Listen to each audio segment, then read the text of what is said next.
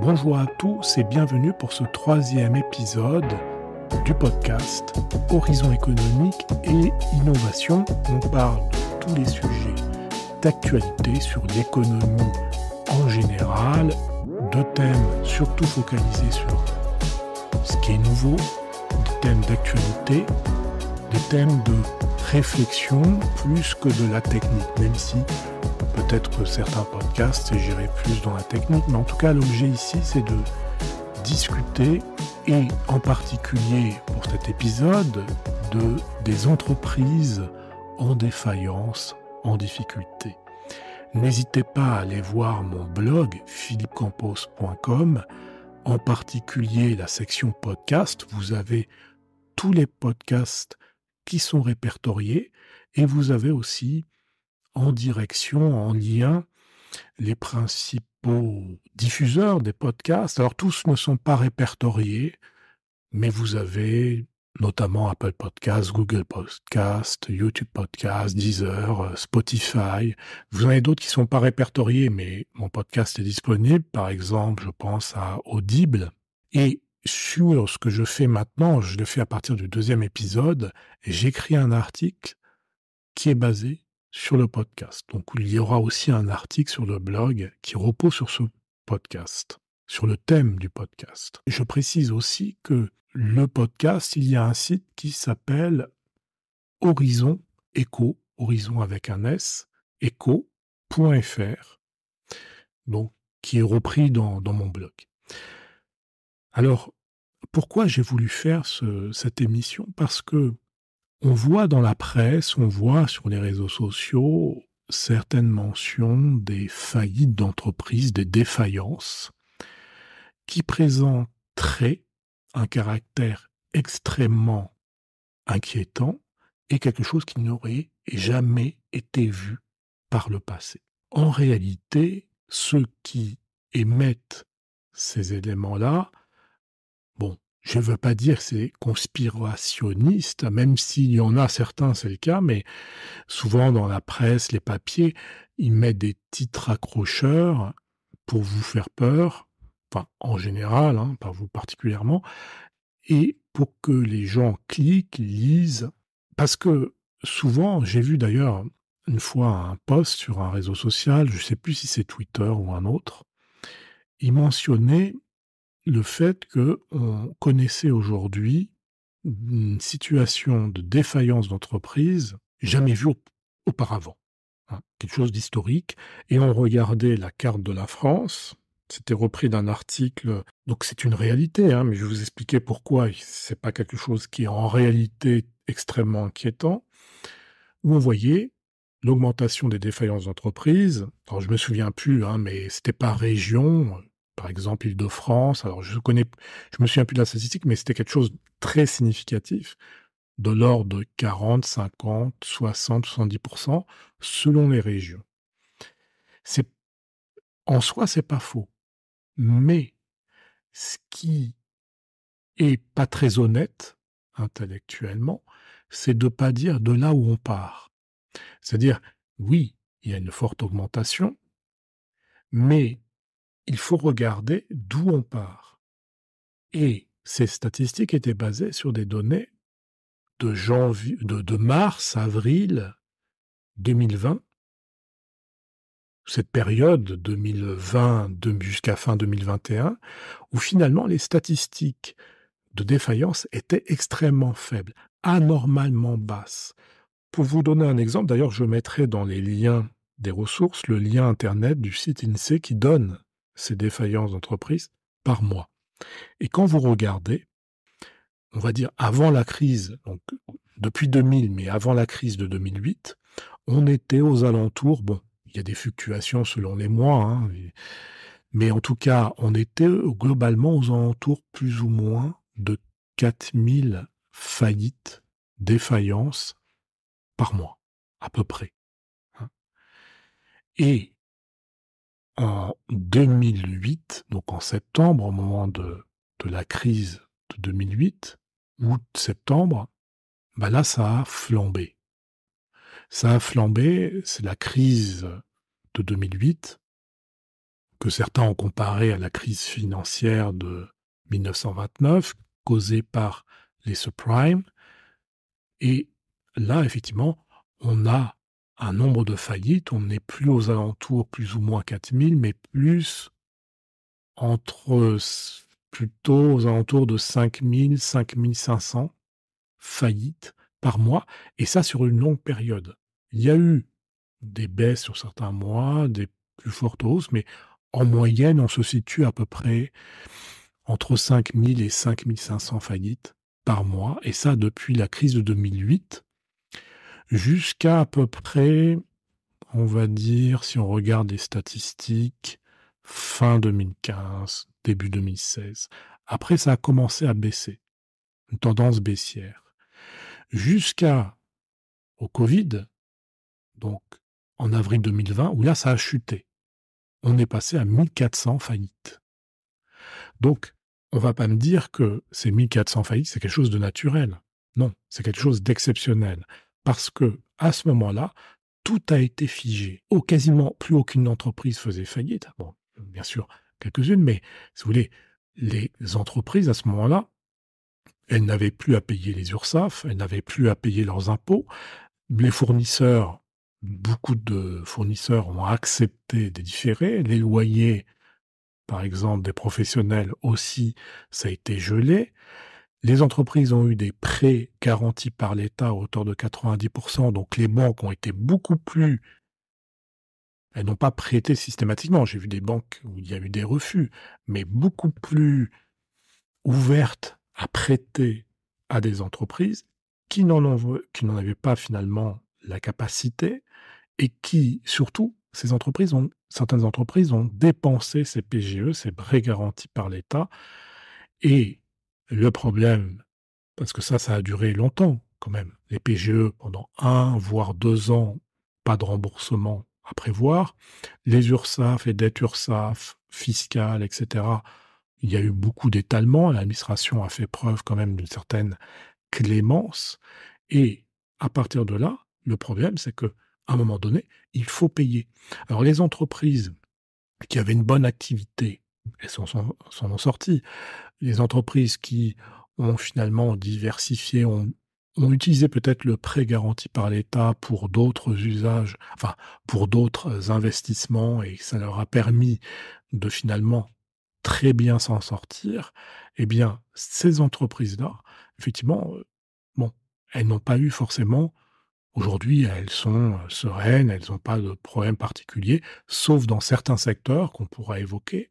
Mais en tout cas, la montée significative des défaillances d'entreprises, eh bien, ça arrivait à partir de 2022. C'est cohérent, c'est à peu près aux alentours entre presque, on approche les 2 ans d'antériorité où il faut commencer à rembourser les PGE, etc. On retrouve un niveau normal en réalité. Par exemple, le nombre de faillites en mai 2023, on est à 4882. Donc on est proche des 5000. En août 2023, on est plus proche des 4000. Bon, globalement, on est même en dessous de toute cette période post-crise de 2008 qui a duré jusqu'en 2016. Aujourd'hui, on est en dessous. On se situe à des niveaux, voilà, où on était voilà, avant le Covid. Donc c'est pour ça, si vous voulez, les entreprises, elles naissent, elles vivent, elles meurent. Ça peut être des fins de vie parce que le dirigeant part, il n'a pas assuré la transition et il est peut-être racheté, il y a peut-être une absorption, c'est peut-être une liquidation amiable, c'est pas forcément une liquidation de défaillance. Mais en tout cas, les entreprises, voilà, elles vivent, à un moment donné, elles peuvent mourir parce qu'elles n'ont plus les fonds. Hein. C'est pas quelque chose d'anormal dans une économie de marché. Voilà. Donc voilà, les entreprises naissent et meurent un jour pour différentes raisons. Et là, voilà, ça peut arriver. Et aux alentours entre 4 et 5 000, c'est quelque chose qu'on a déjà vu, hein, qui n'est pas nouveau. Dans les années 2000, on avait déjà ces niveaux-là. Là, on est un petit peu au-dessus, mais on est en dessous de ce qu'on a connu après 2008, la crise des subprimes. Donc, c'est pour ça que je dis, bon, je commence un peu par la fin pour dire, il n'y a pas d'inquiétude particulière. Les journalistes, les, bon, les gens, certaines personnes, influenceurs, etc., de réseaux sociaux, quand ils vous annoncent cette montée très forte des faillites, oui, mais c'est quelque chose parce qu'on part d'un point bas qui était anormalement bas. Vous aurez dans les liens des podcasts, je vous mettrai ça, ce lien-là, ou sur mon blog Philippe Campos, quand je ferai l'équivalent en article, vous aurez aussi ce lien.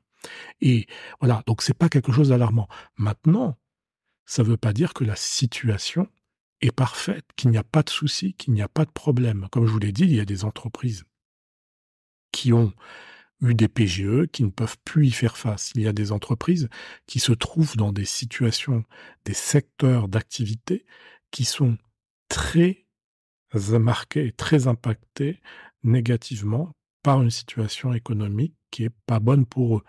Par exemple, dans l'immobilier, les agences immobilières. Vous avez des sociétés aujourd'hui qui sont dans une mauvaise position parce qu'il y a eu une forte remontée des taux d'intérêt, donc les ménages, c'est déjà plus difficile pour acquérir. Les conditions, les règles du crédit se sont drastiquement endurcies, notamment vis-à-vis des investisseurs immobiliers, qui étaient quand même une partie importante des transactions immobilières. Les primo-accédants, vu que les niveaux de prix sont élevés, n'ont quasiment plus accès au marché, en tout cas dans les grandes villes. Dans les villes moyennes, c'est moins vrai, mais ça aussi impacte le marché. Donc les agences immobilières sont aussi marquées par ces phénomènes. Des notaires, par exemple. J'ai vu un article il n'y a pas longtemps sur les notaires qui sont frappés directement par cette crise de l'immobilier. Certains vivent mieux que d'autres parce que voilà, ils ont des réserves, ils ont des ressources, ils n'ont pas tout consommé, mais d'autres avaient un train de vie beaucoup plus dispendieux, beaucoup plus peut-être plus dépensier sur les locaux, etc., le personnel, les primes, les dividendes, etc. Bien là, voilà, des notaires qui font des études notariales, qui font des plans de licenciement, aujourd'hui, ça existe. Les constructeurs de maisons individuelles, aujourd'hui, très impactés, hein, mais tout ce secteur de l'immobilier en pâtit. Ça ne veut pas dire qu'il n'y en a pas qui se sortent, qui ont des stratégies différentes, des modèles économiques différents et qui s'en sortent très bien. Ça, c'est en fonction des cas, il n'y a pas de réponse unique. Mais dans l'ensemble, c'est un secteur qui connaît quelques difficultés. Donc, ça peut être une question de secteur. Maintenant, les entreprises, pourquoi elles vont être en difficulté, hein, au-delà de ce que je vous ai dit, hein, qu'il n'y a pas de quoi s'alarmer plus que de raison par rapport à la situation économique. Mais bon, plusieurs raisons qui peuvent aujourd'hui, les entreprises peuvent avoir des difficultés. Mais c'est pas quelque chose de nouveau. Aujourd'hui, oui, il y a l'inflation, il y a la guerre en Ukraine, mais je peux vous dire, l'inflation, j'ai vu des entreprises, j'ai pu examiner moi des sociétés, à l'inflation, bah, elle a eu des effets positifs pour elles. Dans tout ce qui est par exemple les sociétés qui vont transformer les matières premières, etc., elles ont été bénéficiaires, hein. Beaucoup ont fait de superbes performances. Et après, bon, certains vont aussi augmenter les prix, dire oui, c'est l'inflation. Des fois, l'inflation a bon dos, hein. L'inflation, parce qu'en réalité, oui, quand on me dit dans certains secteurs, pour la rénovation, etc., ça augmente, on va augmenter nos prix. Oui, mais à un moment donné, ça s'est arrêté. Pourquoi les prix continuent à augmenter? Voilà, c'est parce que certains ont été trop gourmands. Et à un moment donné, plus vous tirez sur la corde, à un moment donné, ça peut craquer. Donc il y a des secteurs d'activité aussi qui ont pâti de bon, plusieurs choses. Mais comme je vous dis, quand une entreprise est en difficulté, ça peut être soit parce que c'est le secteur d'activité, c'est général, je vous ai expliqué pour l'immobilier, mais ça peut être aussi pour d'autres secteurs, la construction, etc. Ça peut être aussi parce que c'est mal géré, hein. Les patrons, les chefs d'entreprise, dans certaines entreprises, peut-être ont un train de vie, voilà, ils ont même, par exemple, des startups qui ont levé des fonds.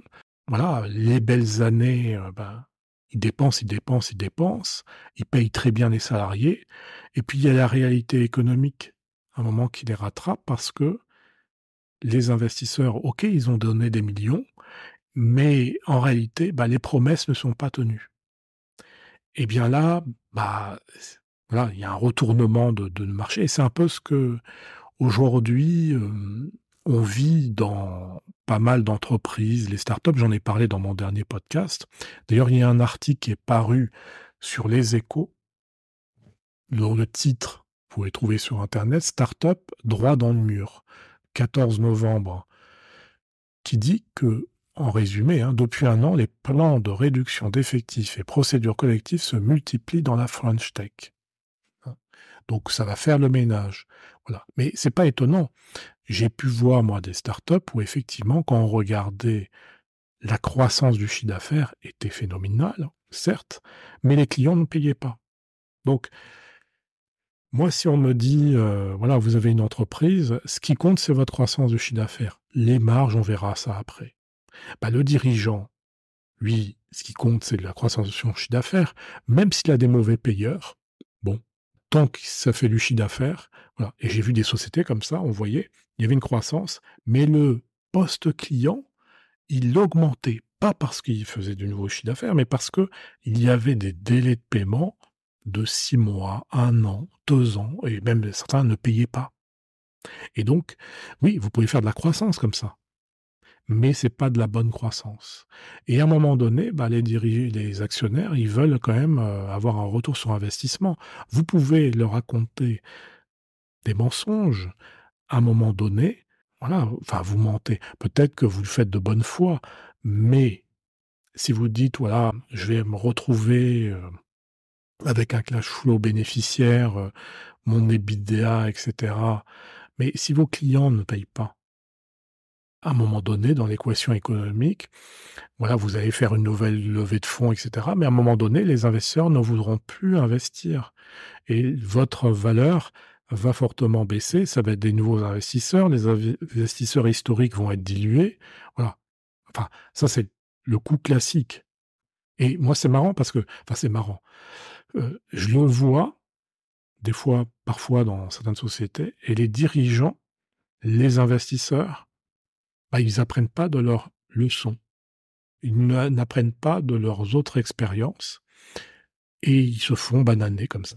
Parce que ils, finalement, croient sur parole tout ce qui est dit, hein. Et à un moment donné, au bout de 7, 8 ans, ils arrêtent les frais. Et ça, c'est pas des cas d'école puisque là, par exemple, si vous relisez Les Échos, vous pouvez voir ce cas de sociétés qui ont eu des levées de fonds et qui aujourd'hui sont en difficulté.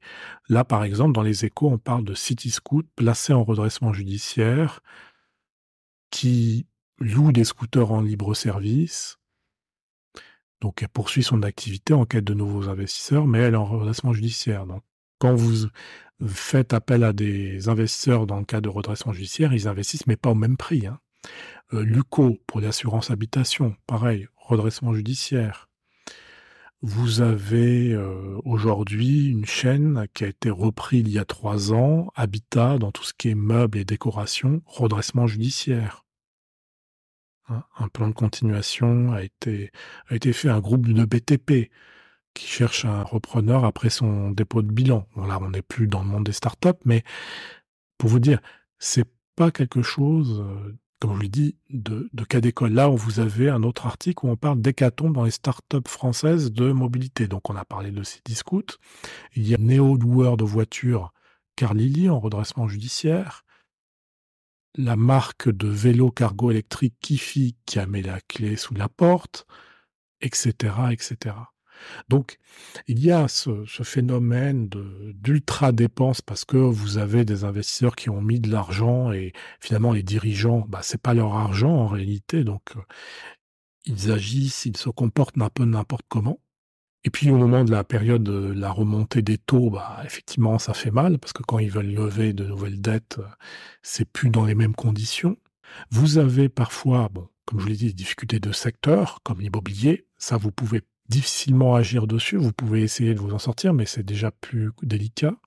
Ça peut être un client important qui représente peut-être 30, 40, 50% de votre chiffre d'affaires et bien à un moment, lui-même est en difficulté pour X raisons, ou peut-être qu'il a trouvé un nouveau fournisseur, et donc bah, ça peut vous mettre en difficulté. Et là, il faut agir extrêmement rapidement. Vous perdez un client qui représente 50% de votre chiffre d'affaires, bon, bah, il faut tailler dans les coûts. C'est licenciements économiques, peut-être déménager pour des locaux moins prestigieux, moins coûteux. Voilà, il faut regarder ce que vous pouvez avoir. Il faut agir. Tant il y a des cabinets qui sont spécialisés pour aider quand on se trouve dans des situations. On n'est pas forcément en redressement judiciaire, mais on montre des signes de faiblesse, des signes de difficulté.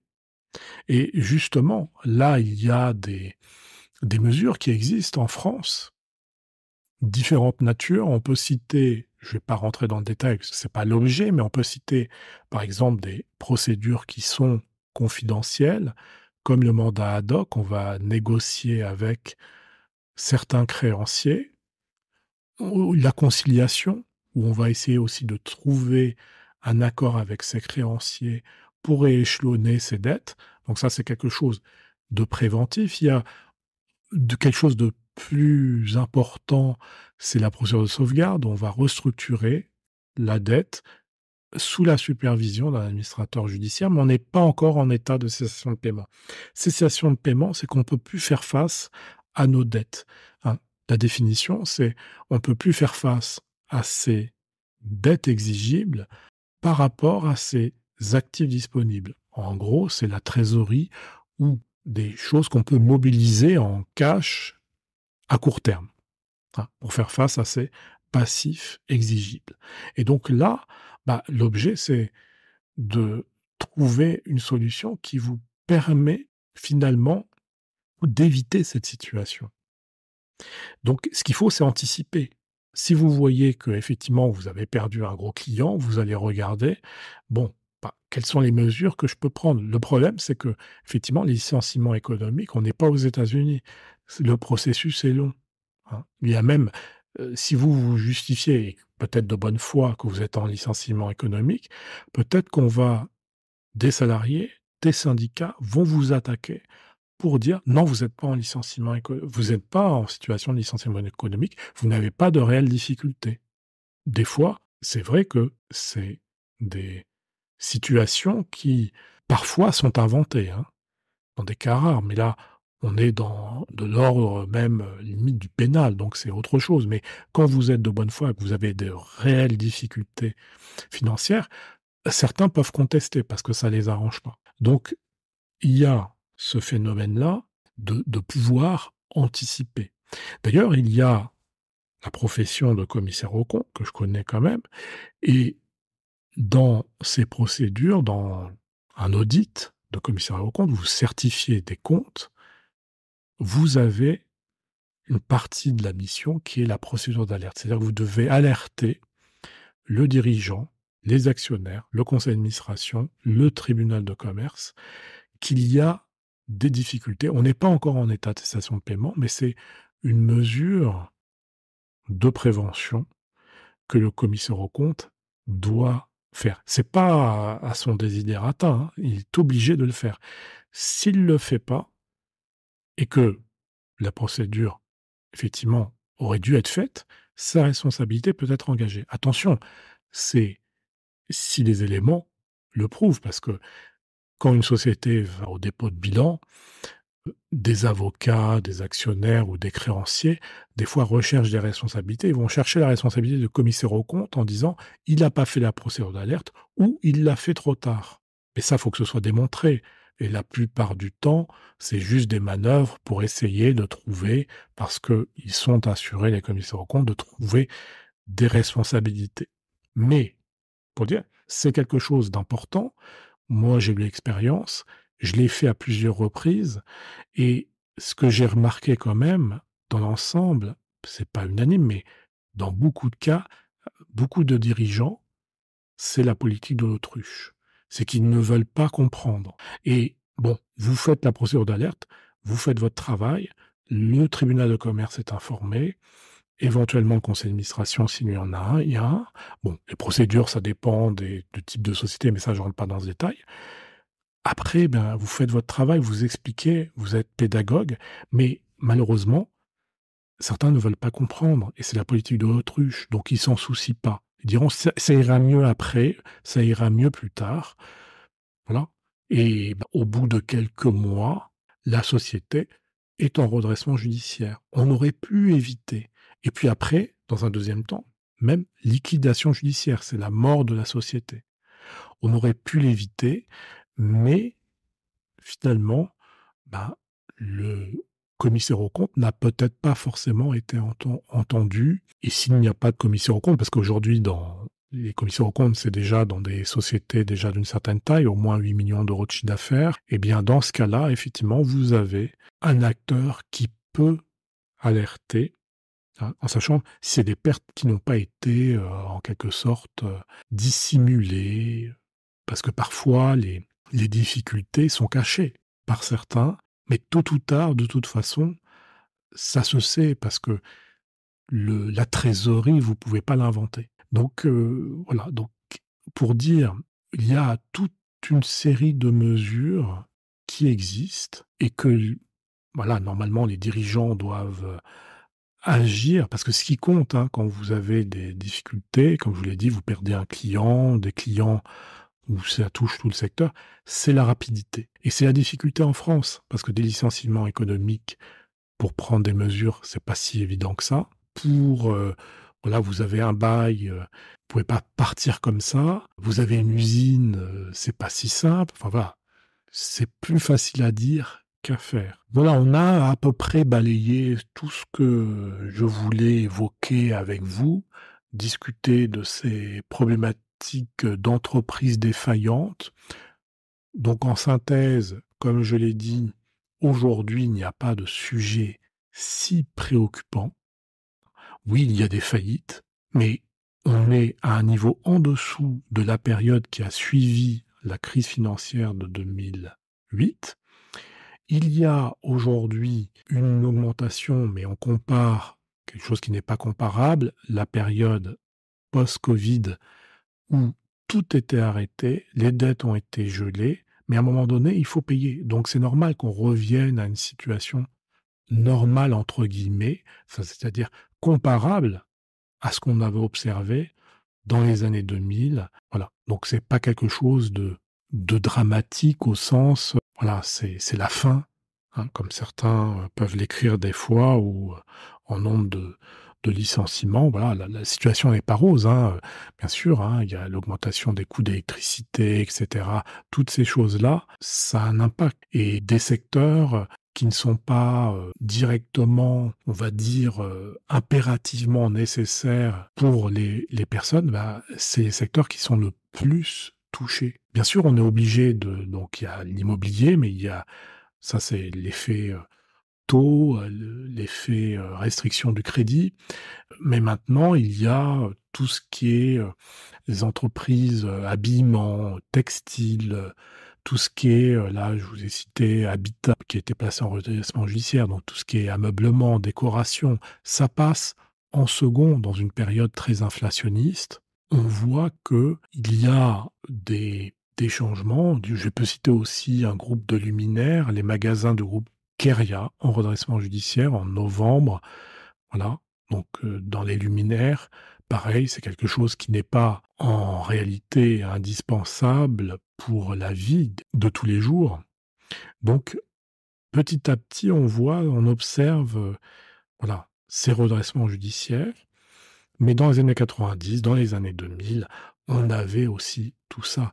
Il faut savoir que moi, depuis ma naissance, enfin autant que je m'en souvienne, j'ai toujours connu une situation de crise. On m'a toujours dit: «On est en crise» et c'est pas nouveau. Les 30 Glorieuses, oui, on est dans une situation différente, mais en tout cas aujourd'hui, on est dans un nouveau paradigme, une croissance limitée.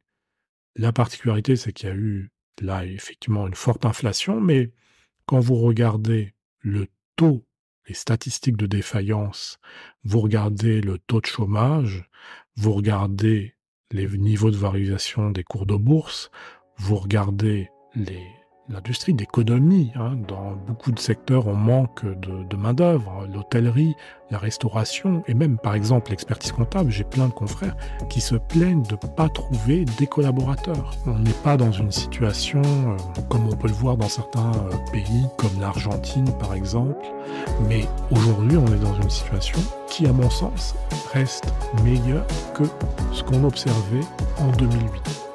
Mais ça dépend des secteurs. Encore une fois, on ne peut pas faire une moyenne. Tout ça, ça dépend des secteurs. Voilà sur le thème, qui est un thème un peu différent. On évoquera de toute façon plusieurs sujets. J'espère que ça vous a plu et puis je vous dis à la prochaine pour la prochaine émission du podcast. À bientôt.